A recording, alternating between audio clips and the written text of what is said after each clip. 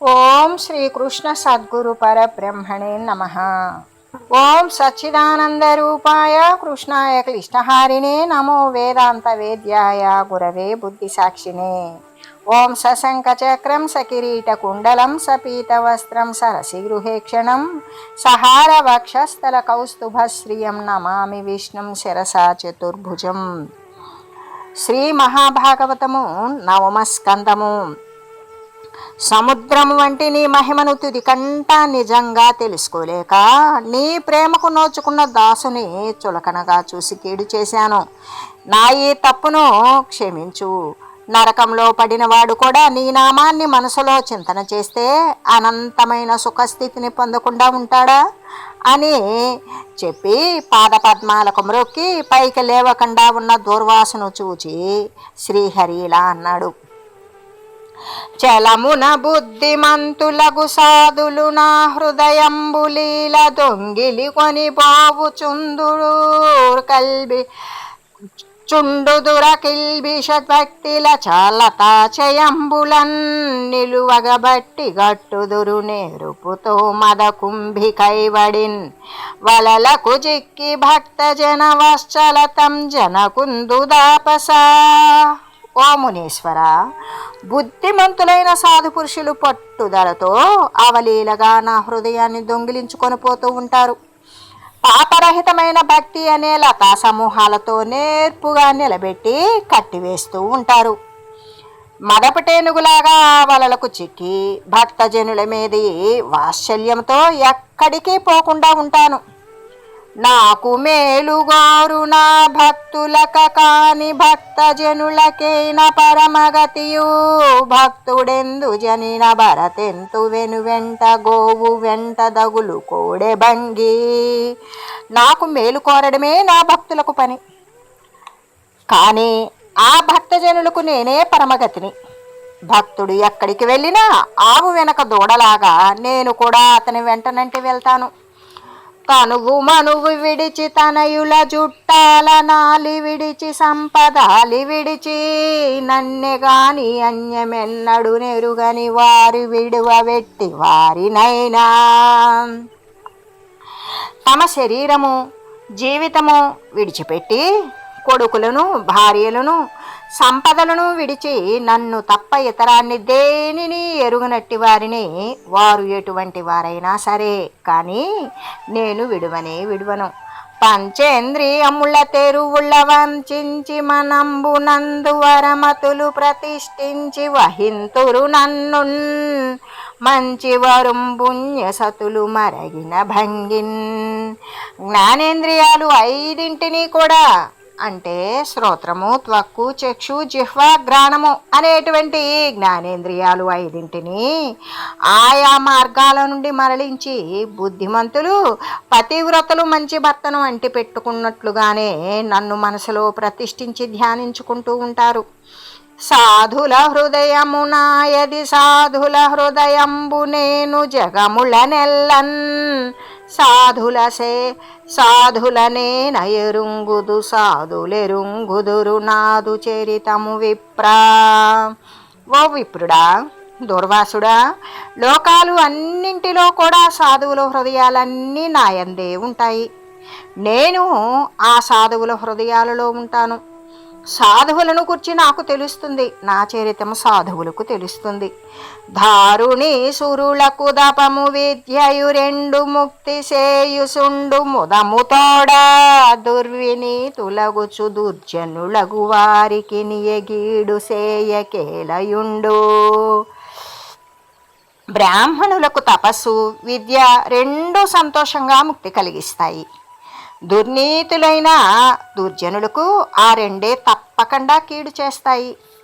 నా తేజము సాధులలో నా తతమయ్యుండు వారి నలచు జనులకున్ హేతిక్రియ భీతి నిత్యుం జేతో మోదంబు జరుచు సిద్ధము సుమ్మి. నా తేజస్సు సాధువులలో పరిపూర్ణంగా ఉంటుంది. వారిని బాధించే వారికి కత్తిలాగా అది భయాన్ని కలిగిస్తుంది, వారి మనశ్శాంతిని నశింపజేస్తుంది. ఇది నిజం సుమా. అదేపో బ్రాహ్మణ నీకును సదయుడు నా భాగసుతుడు జన వినుత గుణాస్పదుడిచ్చు నా భయమాతని మది సంతసపరచి వేడు మా శరణంబున్.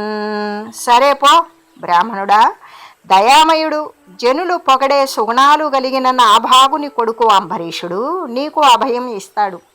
అతని మనసును సంతోషపెట్టి అతన్ని శరణు కోరవయ్యా అని శ్రీవల్లభుడానతిచ్చిన మహోద్యచక్రకీలావళి జనితాయాసుడు నిర్వికాసుడు దితశ్వాసుండు దుర్వాసుడా అల్లనయే తెంచి సభక్తి కాంచె కరుణాలావణ్యవేషుణ్ విదోషుణయోదారమణీషు మంజుమిత భాషుణ్ణంబరీషుణ్ వెసన్ అని శ్రీపతి ఆదేశించాడు. అప్పుడు మహోగ్రమైన చక్రాగ్ని జ్వాలల చేత మిక్కిలిగా శ్రమ నొంది ఉన్నవాడు, వికాసం కోల్పోయినవాడు అయిన దుర్వాసునికి అప్పటికి ఊపిరాడింది. మెల్లగా వచ్చాడు. మంచి భక్తితో అంబరీషుణ్ణి దర్శించాడు. అతడు దయతోనికిసలాడే రూపంతో పాపరహితునిగా ఉన్నాడు. నీతితో కూడిన ఉదార బుద్ధి కలిగినవాడు, అందంగా మితంగా మాట్లాడేవాడు. అటువంటి వాణిని వెంటనే దర్శించి దుఃఖంతో ఆ రాజు పాదాలు పట్టుకొని విడిచిపెట్టలేదు. ఆ రాజశ్రేష్ఠుడు మునీశ్వరుడు తన పాదాలు పట్టుకున్నందుకు భయపడుతూ దయార్ద్ర హృదయుడై విష్ణు చక్రాన్ని ఇలా స్తుతించాడు. నీవ పావకుడవు, నీవ సూర్యుండవు, నీవ చంద్రుండవు, నీవ జలము, నీవ నేలయు నింగి, నీవ సమీరంబు, నీవ భూతేంద్రియ నికరమేవ,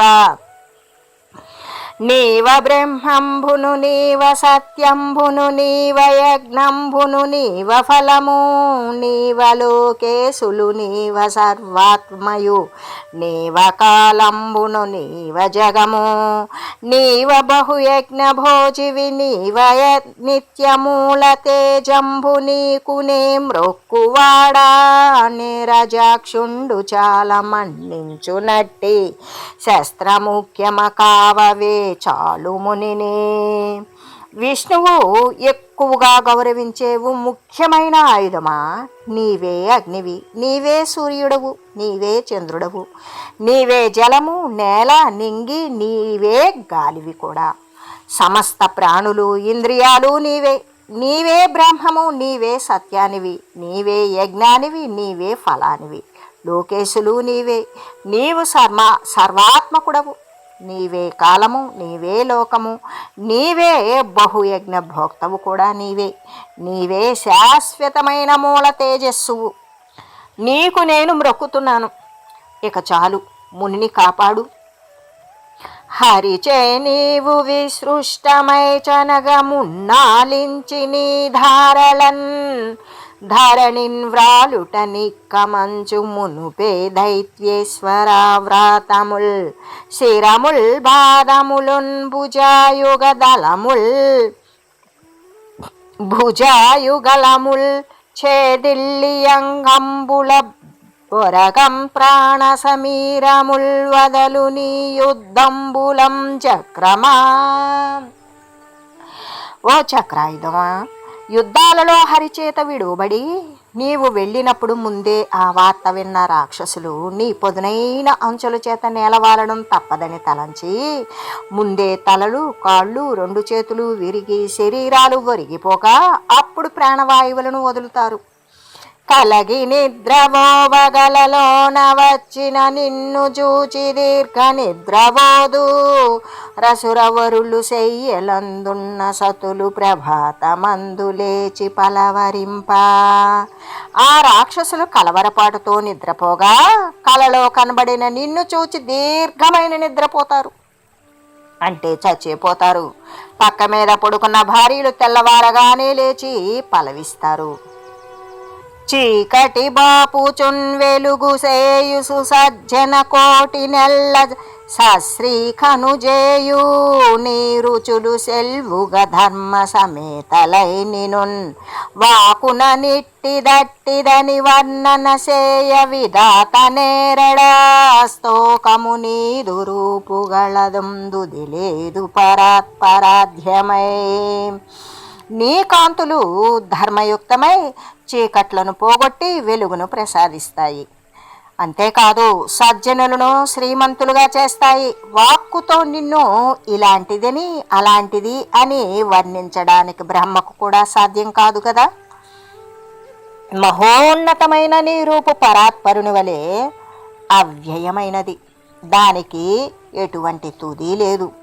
కమలలోచెనుండు కలుల శిక్షింపంగ బాలు సేయు నీవు పాలు పడితే వైన నింకజాలు నా పన్నుడయ్యున్న తపసిగావు మేవు ధర్మవృత్తి.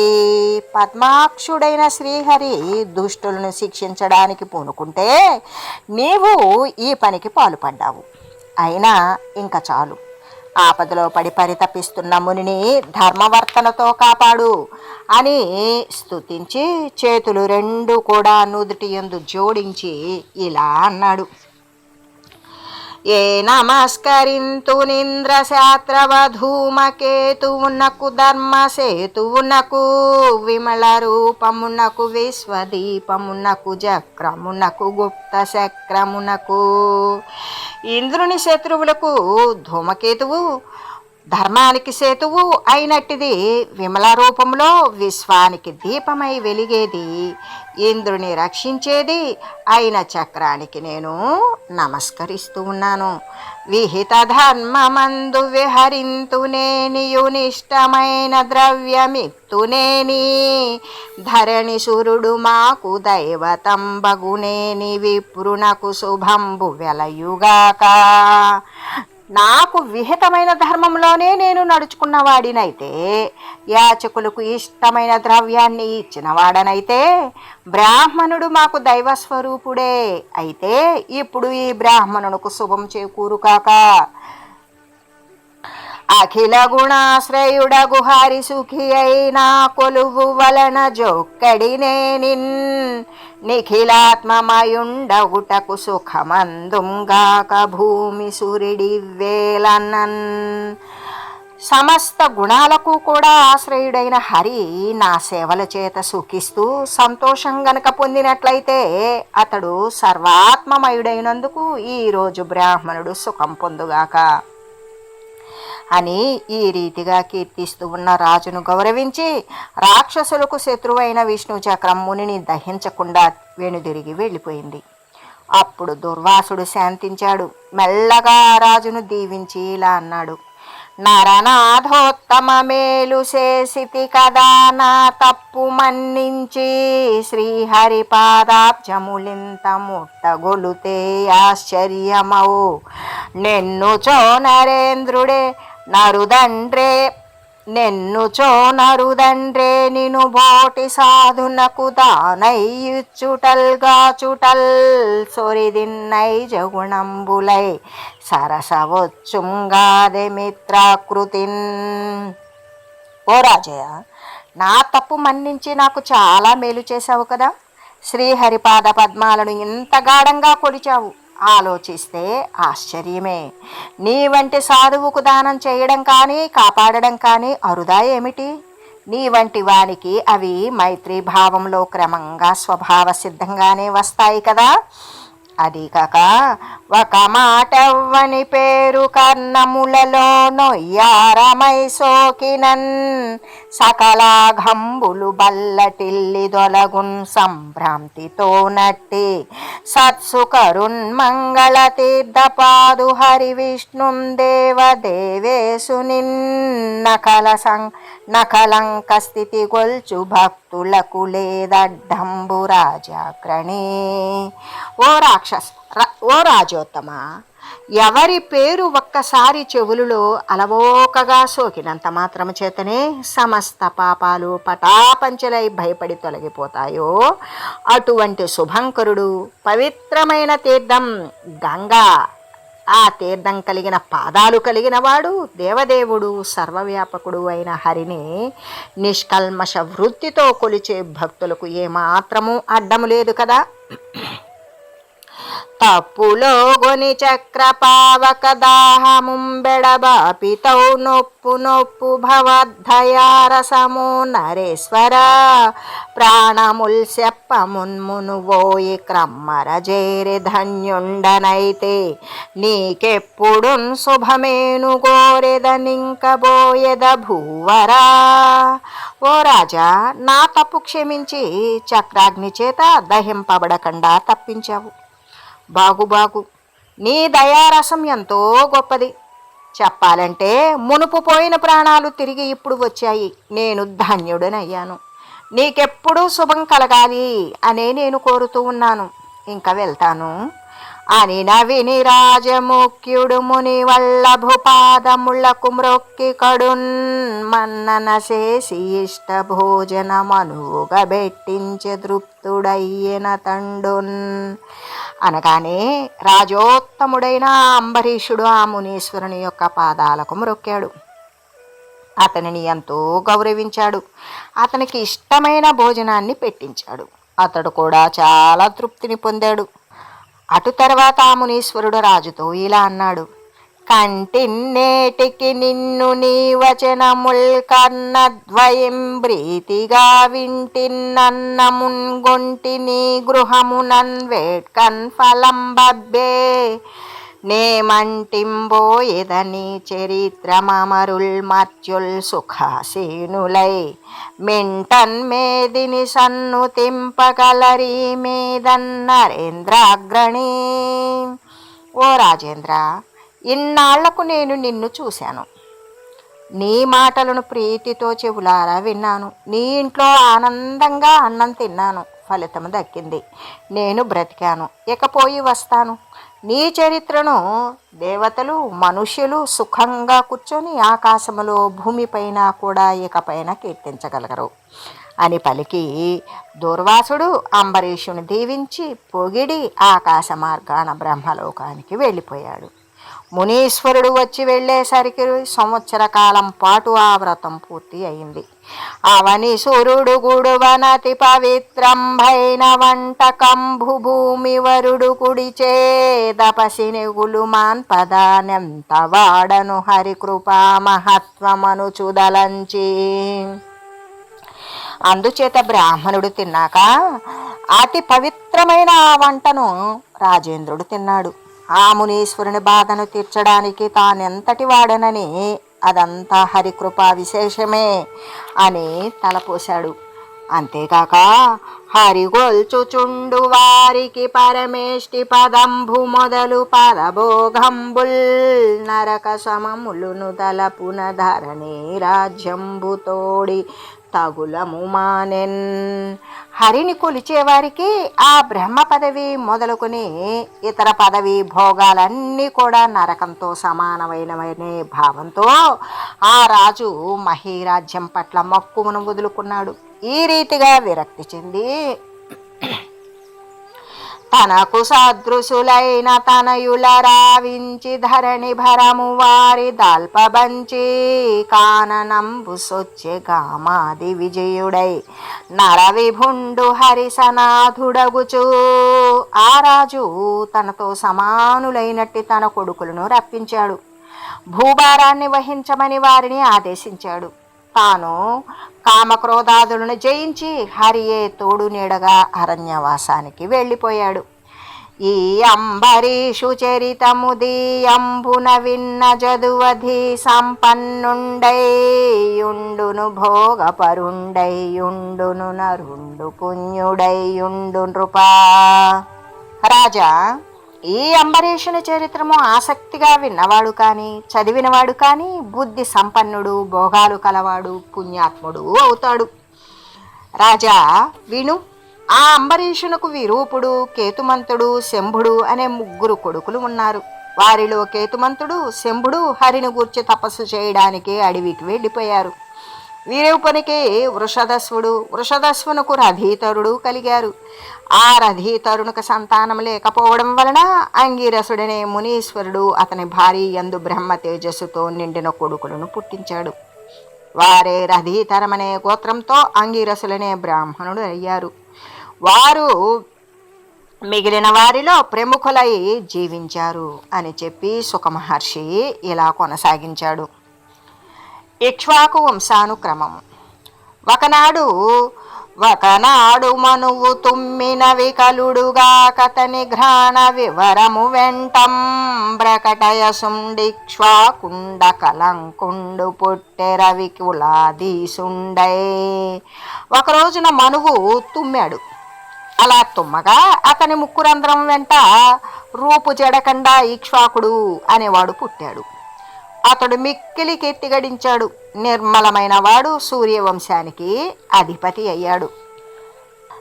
ఇక్ష్వాకునకు పుత్రులెలమి బుట్టిరి నూర్వరమరవి కుక్షియునిమియు దండకుండు నాతని పెద్ద కొడుకులు మువ్వురార్యావర్తమందు హిమాచలంబు వింధ్యాద్రి మధ్యమూర్వి మండలము గొంత ఏలిరి.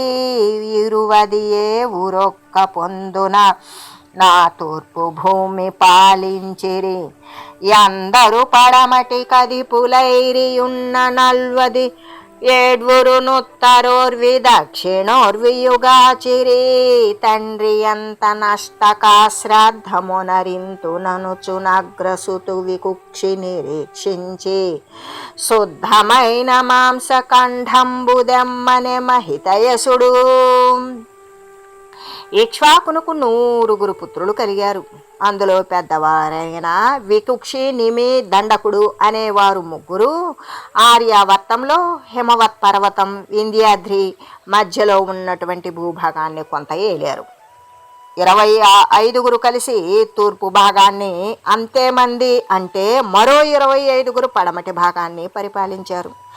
ఇక మిగిలిన 47 మంది కూడా ఉత్తర దక్షిణ భూభాగాలను పాలించారు. ఇలా ఉండగా గొప్ప యశస్సు గల తండ్రి ఇక్ష్వాకుడు అష్టకాశ్రాద్ధం చేయాలి అని తలపెట్టి పెద్దవాడైన వికుక్షును చూచి శుద్ధమైన మాంసఖండాన్ని తెమ్మన్నాడు.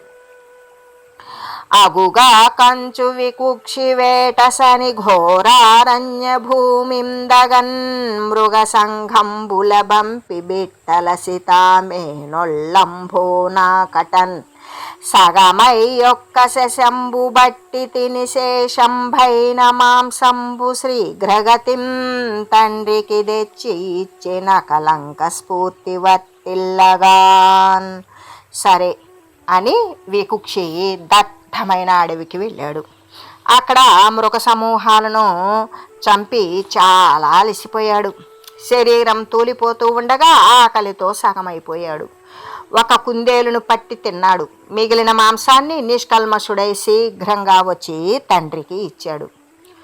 కులగురుండు వశిష్ఠుడంత వికుక్షి కుందెలు దింట లోపల నెరింగి అనర్హమెంగిలి పైతృకం పొనరింపగా వలదు.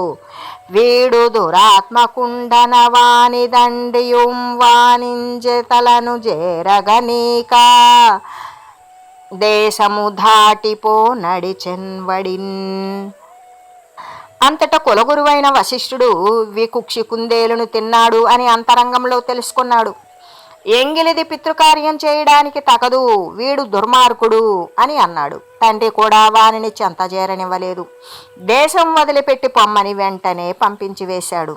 కొడుకు వెడలగొట్టి గుణవంతుడిక్ష్వాకుడా వశిష్ఠుడేమి ఆనతిచ్చే నదియు చేసి యోగి ఐవనంబున కలేభరము విడిచి ముక్తి పదము పొందే. గుణవంతుడైన ఇక్ష్వాకుడు కొడుకుని వెళ్ళగొట్టి వశిష్ఠుడు ఆదేశించినట్లుగానే చేసి యోగి అయ్యాడు. అయ్యి వనానికి వెళ్ళిపోయి అక్కడ శరీరాన్ని విడిచి ముక్తి పదాన్ని పొందాడు. జనకుడు ముక్తికే గణయశాలి వికుక్షి సాధుడంచు భూజనులును తింప నీ ధరణి చక్రమశేషమునేలి యాగముల్గొనగొనే చేసే ప్రీతి హరిగూర్చి పురంజయు పుత్రుగాంచే బేర్కొని నమరేంద్రవాహుడు గకుత్సుస్తుడు నంచును వాని లోకముల్. తండ్రి ముక్తి పొందగానే నీతి విశారదుడైన వికుక్షి తనను జనులందరూ శశాదుడు అంటే కుందేలును తిన్నవాడు అని కీర్తిస్తూ ఉన్నారు. అలాగా ఈ అశేష భూమిని ఏలాడు. హరిని ఉద్దేశించి ప్రీతితో యాగాలు చేశాడు. పురంజయుడు అనే కొడుకును కన్నాడు. అతనిని లోకులందరూ అమరేంద్రవాహుడు కకుత్సుడు అని చెప్పుకునేవారు. కృతయుగాంతంభునదితి సుతామరులకు రణమయ్యెనందున రాక్షసులకు నమరవల్లభుతోడి హరితోడ చెప్పిన జలజనేత్రుడు పురంజయునియందు వచ్చినే నుండెద వాసవ వృషభంభవై మోవుమని బల్క నమర విభుడు గోరాజమూర్తి గకుత్ప్రదేశంబున పురంజయు మోచెనంతనతడు విష్ణు తేజంబుదనయందు విస్తరిల్లా దివ్య చాపంబు చేపట్టి దీర్ఘ నిశిత బాణంబుల బూణి వేల్పుల ప్రస్తుతింపనంతగాలాగ్ని చాట్పున ననికి నడిచే. కృతయుగం చివర దేవతలకు రాక్షసులకు పెద్ద యుద్ధం జరిగింది. ఆ యుద్ధంలో ఇంద్రుడు రాక్షసులకు ఓడిపోయి హరికి మొరపెట్టుకున్నాడు. అప్పుడు పద్మాక్షుడు, ఇంద్ర, నేను వచ్చి పురంజయుని యందు ఉంటాను, నీవు ఎద్దుగా మారి అతనిని మోయుము అన్నాడు. అంతటా అమరేంద్రుడు వృషభమయ్యాడు. మూపురం మీద పురంజయుని మోశాడు. అతడు విష్ణు తేజస్సు తన యందు ఆవహించగా దివ్యమైన చాపాన్ని చేతబట్టి పొడవైన వాడి బాణాలను ధరించి దేవతలందరూ స్తుతిస్తూ ఉండగా కాలాగ్నిలాగా యుద్ధ భూమికి బయలుదేరాడు.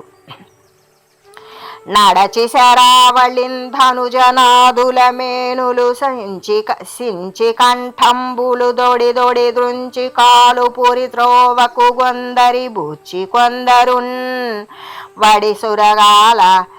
వడి సురగాలయంబున నివాసము సేయగదోలియంత నూరడక నిశాచరేంద్రుల పురంబులు కూల్చె పురంజయాఖ్యతో.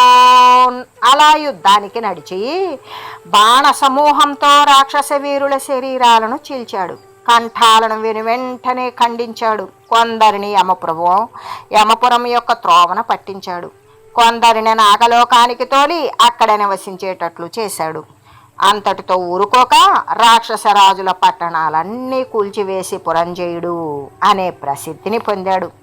ఈ రీతిగా శశాదుని కొడుకు రాక్షసుల పట్టణాలను జయించినందువలన పురంజయుడు అని, వృషభరూపుడైన ఇంద్రుడు తనకు వాహనం కావడం వలన ఇంద్రవాహనుడు అని, అతని మూపురం ఎక్కి యుద్ధం చేసినందువలన కకుత్ అంటే మూపురం అని అర్థం. అయితే ఈ కకుత్సుడు అనే 3 పేర్లతో ప్రసిద్ధికెక్కాడు. దైత్యుల ధనాన్ని ఇంద్రునికి ఇచ్చాడు. ఆ పురంజయుని కొడుకు అనేనసుడు, అతని కొడుకు పృథుడి కొడుకు విశ్వగంధుని కొడుకు చంద్రుడి కొడుకు యవనాశ్వుడు, అతని కొడుకు శవస్తుడు. ఇతడే శావస్తి అనే నగరాన్ని నిర్మించాడు. శవస్తుని కొడుకు బృహదస్వుడు, అతని కొడుకు కువలయాశ్వుడు అనే రాజోత్తముడు. లావు మెరసీరువది ఒక ఏ ఊరు నందనులు దాను వీరుడతడు భూదేవుడు దంకుడు వనుపదురావహుండై చంపెదుందు నమరా బంధు. బలవంతుడై 21,000 మంది కొడుకులతో కలిసి తానే వీరుడై ఉదంకుడు అనే బ్రాహ్మణోత్తముడు ఆదేశించగా భయంకరమైన యుద్ధంలో దేవతలకు శత్రువైన దుందువు అనే రాక్షసుని చంపివేశాడు అని శ్రీ సుఖ మహర్షి పరీక్షిత్ మహారాజుతో తెలియజేస్తూ, ఓం మంగళం శ్రీ కురుక్షేత్ర రణక్షోణి విహారిణే పార్థసారథి రూపాయ గీతాచార్యాయ మంగళం. ఓం మంగళం నమోస్త్వనంతాయ సహస్రమూర్తయే సహస్రపాదాక్షి శిరోరుబాహవే సహస్రనామ్నే పురుషాయ శాశ్వతే సహస్రకోటియుగధారిణే నమః. ఓం శ్రీమతే నారాయణాయ నమః. శ్రీమన్నారాయణ చరణౌ శరణం ప్రపద్యే. హరి ఓం తత్సత్.